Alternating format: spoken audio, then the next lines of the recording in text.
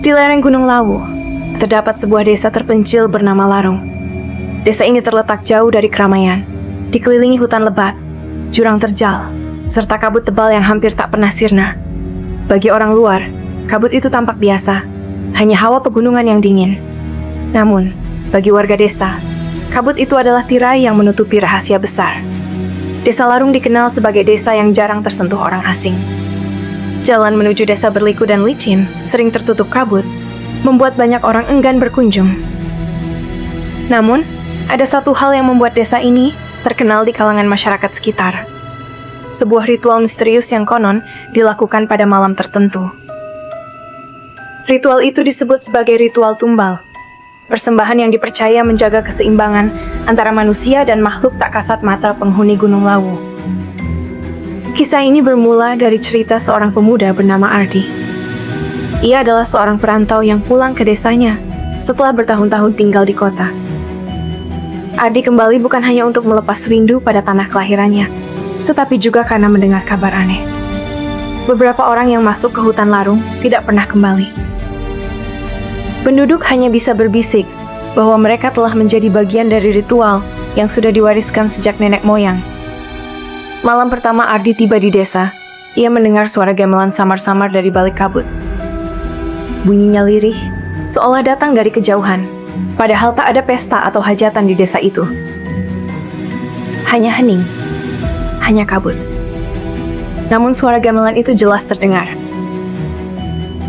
Ardi mencoba bertanya kepada ibunya, tetapi sang ibu hanya menjawab singkat, meminta Ardi untuk tidak keluar rumah malam itu.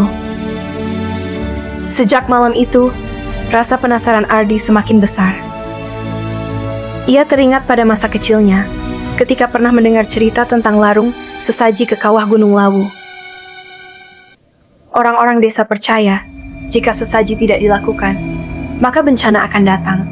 Tetapi di balik cerita itu, beredar bisikan bahwa sesaji bukan hanya berupa makanan atau hewan, melainkan juga manusia. Ardi mulai mencari tahu lebih dalam.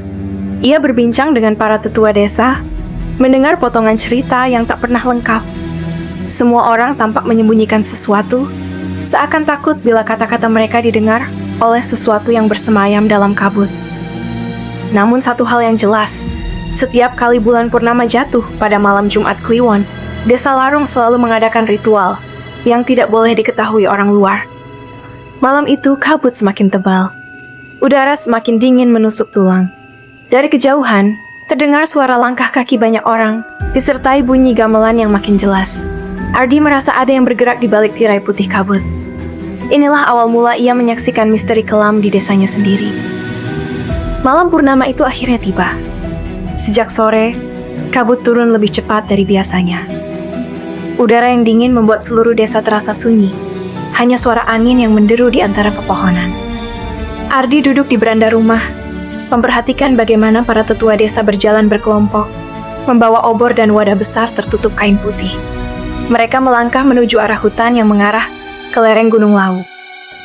Perasaan gelisah menyelimuti dirinya. Ia ingin mengikuti mereka, namun ibunya melarang keras. Sang ibu berkata dengan nada penuh ketakutan, bahwa malam ini bukan malam biasa. Malam purnama di Desa Larung selalu dihubungkan dengan sesuatu yang tidak boleh disaksikan sembarang orang. Namun larangan itu justru membuat rasa penasaran Ardi semakin tak terbendung. Saat tengah malam, ketika suara gamelan kembali terdengar samar dari balik kabut, Ardi memberanikan diri keluar rumah. Jalanan desa sepi, hanya diterangi cahaya bulan yang tertutup kabut. Semakin jauh ia melangkah, semakin jelas ia mendengar alunan gamelan bercampur dengan lantunan mantra yang diucapkan pelan namun berulang-ulang. Akhirnya, Ardi tiba di pinggiran hutan. Dari balik semak, ia melihat kerumunan orang desa berkumpul di sebuah lapangan terbuka yang diterangi obor. Di tengah kerumunan itu, sebuah sesaji besar disiapkan. Nasi tumpeng, ayam hitam, dan kendi berisi air tampak disusun rapi. Namun yang membuat bulu kuduk Ardi berdiri adalah sebuah peti kayu panjang yang diletakkan tepat di depan sesaji. Seorang tetua desa berdiri, mengenakan kain hitam dengan ikat kepala merah. Ia memimpin doa dengan suara berat, diiringi gamelan yang makin cepat. Para warga larut dalam ritual itu, Mata mereka kosong, seolah berada dalam kendali sesuatu yang lebih kuat dari mereka. Kabut semakin pekat, hingga wajah-wajah para warga nyaris tak terlihat. Tiba-tiba, peti kayu itu bergerak pelan. Ardi yang bersembunyi nyaris tak percaya dengan apa yang dilihatnya. Dari dalam peti terdengar suara lirih, seperti rintihan seseorang. Ia tertegun, menyadari bahwa peti itu bukan berisi benda mati, melainkan manusia hidup. Ketegangan semakin menjadi saat tetua desa mengangkat keris kecil dan berjalan mendekati peti tersebut. Warga berbaris, wajah mereka menunduk, dan suasana berubah menjadi... Ardi menahan napas, jantungnya berdegup kencang, ketika menyadari bahwa malam purnama di Desa Larung bukan sekadar ritual biasa. Ada tumbal manusia di balik kabut ini. Ardi semakin yakin bahwa apa yang dilihatnya bukan sekadar sesaji untuk alam gaib. Di dalam peti itu, jelas terdengar tangisan tertahan, suara lirih seorang manusia yang tengah berusaha melepaskan diri. Namun semua warga tampak tidak terusik, seolah mereka sudah terbiasa dengan pemandangan itu. Tetua desa mengangkat keris berukir, kemudian mengucapkan mantra dengan suara berat yang bergetar di antara kabut. Para warga mengikuti dengan nada monoton, menundukkan kepala mereka dalam diam. Suara gamelan semakin keras, memecah kesunyian malam, membuat dada Ardi terasa sesak. Saat kain putih yang menutupi peti disibakkan, tampak seorang gadis muda dengan tangan terikat. Wajahnya pucat, matanya memerah karena menangis tanpa henti. Gadis itu adalah Sari, anak dari keluarga miskin di Desa Larung yang baru saja beranjak dewasa. Ardi terkejut. Ia mengenalnya sejak kecil. Tak pernah terpikir bahwa Sari akan menjadi korban ritual malam ini. Menurut kepercayaan desa, tumbal manusia dipilih dari keluarga yang dianggap melanggar aturan adat, atau mereka yang hidupnya dianggap membawa sial bagi desa. Namun sebenarnya, tak ada yang benar-benar tahu kebenarannya. Semua hanya mengikuti tradisi lama yang katanya, jika tidak dilakukan, desa akan dilanda penyakit, gagal panen, atau kematian beruntun. Sari meronta, berteriak minta tolong, tapi suaranya tenggelam oleh gamelan dan lantunan doa. Ardi ingin maju, ingin menyelamatkan Sari, namun kakinya terasa berat. Ia sadar, bila dirinya ketahuan, ia juga bisa menjadi korban berikutnya. Tetua desa mendekat, mengangkat keris ke arah langit. Saat itu, kabut semakin pekat. Angin berhembus kencang, dan terdengar suara aneh yang datang dari dalam hutan. Suara itu bukan suara manusia, melainkan jeritan panjang yang membuat bulu kuduk Ardi berdiri. Semua warga berhenti melantunkan doa, seolah menunggu sesuatu yang hadir di tengah-tengah mereka. Wajah tetua desa tampak tegang, namun ia terus melanjutkan ritual. Dengan suara lantang, ia menyebut nama Sari sebagai tumbal malam itu. Seluruh warga menunduk dalam-dalam, sementara gadis malang itu menangis pilu, menyadari bahwa dirinya telah dipersembahkan kepada sesuatu yang tak kasat mata. Ardi yang menyaksikan semuanya hanya bisa menggertakkan giginya. Malam purnama di Desa Larung ternyata menyimpan kengerian yang jauh lebih besar daripada yang pernah ia dengar. Ardi terus bersembunyi di balik semak. Tubuhnya gemetar menahan ketegangan. Ia menyaksikan bagaimana Sari, gadis yang ia kenal sejak kecil, dijadikan tumbal di hadapan seluruh warga desa. Tangisan Sari makin lirih, matanya memandang ke sekeliling, seolah berharap ada seseorang yang mau menolongnya. Namun, semua orang hanya menunduk, seakan mereka tidak lagi memiliki hati. Tiba-tiba, angin berhembus kencang. Obor-obor yang menyala bergetar, beberapa bahkan padam. Suasana berubah semakin mencekam. Dari balik kabut, terdengar suara berat, menyerupai bisikan yang menggaung di telinga setiap orang. Bisikan itu tidak jelas, seperti bercampur antara bahasa manusia dan suara yang bukan berasal dari dunia ini. Para warga serentak menunduk lebih dalam. Beberapa anak kecil menangis pelan, tapi segera ditenangkan oleh orang tua mereka dengan menutup mulut si anak. Seakan suara tangis pun bisa mengundang murka dari sosok yang sedang mereka panggil. Tetua desa tetap berdiri tegak, meski wajahnya pucat. Ia berbicara dalam bahasa yang terdengar asing, tidak seperti bahasa Jawa maupun Indonesia. Ardi merinding, karena meski ia tak paham arti kata-katanya, hatinya merasakan ketakutan yang dalam. Kabut di sekitar lapangan itu bergerak, menggumpal seperti pusaran, dan semakin lama semakin rapat mengitari warga desa. Di antara kepulan kabut itu, Ardi mulai melihat sesuatu yang tak seharusnya ada. Bayangan hitam dengan mata merah menyala, tubuhnya tinggi menjulang, berdiri di balik pepohonan. Sari menjerit ketakutan, tapi suara jeritannya langsung teredam, seolah kabut itu sendiri menyerap suaranya. Sosok hitam itu semakin jelas, dan setiap kali ia melangkah, tanah bergetar halus, membuat jantung Ardi hampir meloncat keluar. Bisikan dari dalam kabut itu berubah menjadi tawa lirih yang mengerikan. Warga desa tetap menunduk, tak berani menatap. Sementara tetua desa mengangkat kerisnya ke arah gadis malang yang terikat. Ardi menutup mulutnya rapat-rapat, menahan teriak. Ia sadar, sesuatu yang selama ini hanya dianggap mitos oleh orang luar, kini benar-benar muncul di hadapannya. Dan malam itu, kabut Gunung Lawu telah memperlihatkan wajah aslinya. Sosok hitam tinggi itu semakin jelas terlihat di balik kabut. Matanya merah menyala, napasnya terdengar seperti desis ular yang bercampur dengan raungan binatang buas. Sari terdiam kaku, air matanya mengalir deras, tubuhnya gemetar tak berdaya.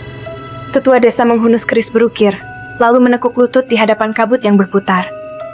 Dengan suara lantang, ia menyebut nama-nama leluhur desa, seakan memanggil mereka menjadi saksi.